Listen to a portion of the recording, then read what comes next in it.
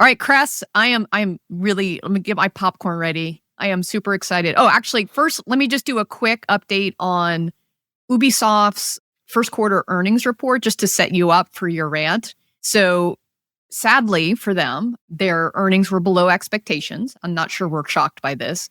They attributed this to lower than expected performance for Rainbow Six Siege. I think there was some issue with payments that they have since figured out. They also blamed an unfavorable foreign exchange rate. Oh, shocking. They always do that. And good for them. Its back catalog and net bookings were up 4% versus the same period a year ago. And then this is the part, I kick it to you, a partnership that is now expected to materialize in Q2. Kress, tell me more about the partnership. It's ridiculous. Absolutely ridiculous. The biggest thing that they just did not really cover on this as much, and they did a little bit on the earnings, is that Assassin's Creed did well, but it didn't do well. So, I mean, they said 5 million concurrents. Like, that's not a good number for a game that big. And part of it, obviously, because they moved it out of holiday, which cut it by 40% just from the get-go, right? But also, there's a little bit of fatigue on the same game over and over again. So anyway, they also announced this. Oh my God. I literally lost my goddamn mind. And so I had to post almost immediately to LinkedIn on this thing because this is exactly what I was talking about. This deal with Tencent gives them absolute carte blanche to do whatever the fuck they want. And so what they did was they put his son and his cousin in charge of some of the 3 biggest IPs in the world, right? And his son was a discredited, disgraced. He was kicked out of the company, and he's never made a successful game in his goddamn life, right? And now he's in charge of 3 of the biggest IPs in the world. It is insane. It is insane. And this is exactly what I've been talking about this whole time. And I don't like to say I told you so, but this is fucked up, right? Like, he's maintaining his family power by doing these deals. And it's not good for shareholders. It's not good for employees. It's not good for their franchises. It's just not good for the industry as a whole. It's like this absolute unchecked control. So I wrote an article on LinkedIn responding to this bullshit PR thing with a bunch of smiley motherfucking faces that they all have a job that's getting subsidized by the Chinese and that they are still being run by the same fucked up family that has been fucked up for like a decade, right? And so here is the article. Oh. At what point does family led just mean family destroyed? Ubisoft has spent the past decade in continuous decline while the Guillemot family clings to power like it's 2007. Here's the highlight reel that investors could not stand, right? Creative decay, Assassin's Creed, Far Cry, Ghost Recon, once AAA, now formulaic. No bold new IPs have stuck in years. Cultural rot. Multiple executives ousted in 2020 amid serious abuse allegations, which were true. The company promised change. Very little has actually changed. Operational chaos. Projects endlessly rebooted or shelved. Skull and Bones has had more lives than the Ubisoft NFTs. Strategy roulette, VR, Web3, Battle Royale, mobile, toys to life. Ubisoft has dabbled in every fucking trend without ever succeeding or committing to any, for that matter. Ultimately, all this resulted in financial underperformance, declining margins, weak pipeline, and talent exodus. And now, the 2025 kicker is that Tencent invests in this new Ubisoft adjacent studio, which is now run by the CEO, Yves' son and cousin. Nepotism meets shareholder dilution. This isn't innovation, it's entrenchment.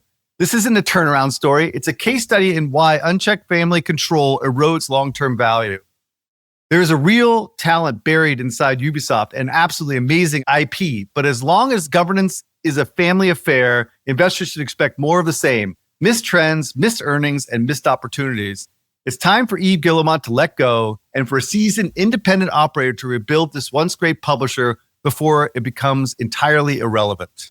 All right, that was the post. So after a bit of soul searching and trying to calm the fuck down and talking to a few bunch of people. So here's what I think is going to happen. All right. This is why I was so incensed, right? First, choosing Charlie to head this new company is so wrong in so many ways. First of all, he's 33 fucking years old, right? He's a fucking child. All right. First of all, right? He's barely out of diapers, right? He's never released a successful game in his life, right? He has no experience running big teams. He's been working on small projects since the beginning.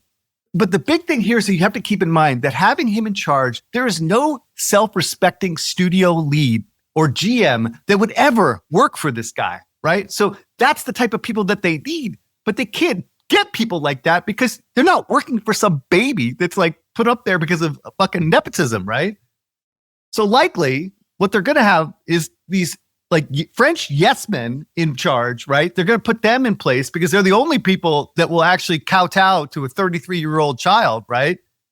Or hire more family, right? But ultimately, they're not going to have the right people in charge to actually get shit done, right? So anybody that's talented with ambition or drive within this company is not going to be rewarded. And this is like the culture that they've created by all this fucking bullshit nepotism, right?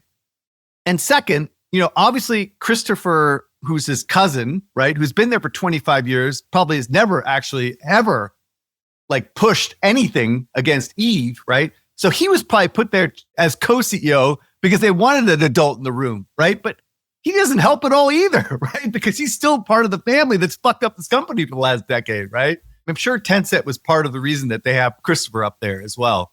And the big challenge that they have, and this is like, from my understanding, is that they don't have any big games until 2027, dude. They have nothing this year. They have nothing next year, dude.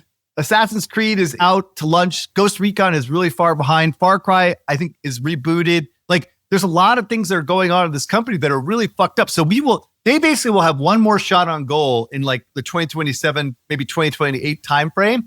And that's it. And so what I think the big thing here that Tencent is doing is that they are basically giving them enough rope to hang themselves, right? And they're going to pick up the pieces in 3 to 4 years and get these IPs for a fucking discount, right? Because there's just no way they're going to be able to execute on this with this type of leadership team. And so this is, again, really, really bad, obviously, for Ubisoft, for any of the employees that are still remaining, that still are stuck in this quagmire. And it's also bad for the industry. We want more independent publishers that are making great content. And it's just really, really, really, really, really, really sad that this is where we're at. And that is the rant for this one. Wow. I 100% agree with you. This just feels sad. And just weeks ago, you were talking about Xbox with the same tone and the same rant. It's just a sad state of the industry when we're looking at these Western publishers crumble and like all the signals they're not pulling it together. I want to make something clear here. I think this is self-inflicted, right? I think Activision managed themselves really well up to the point in which they did the dumb acquisition with Microsoft. EA has managed themselves very well, despite all the criticism people put out there. Certainly Take-Two is in really good shape. Capcom is in good shape. There's ways of doing this, right? This is self-inflicted. This is not like, blame the environment, blame the industry. This is not that. Which was obviously in all of the financial calls. They tried to make it about that, right? It's not.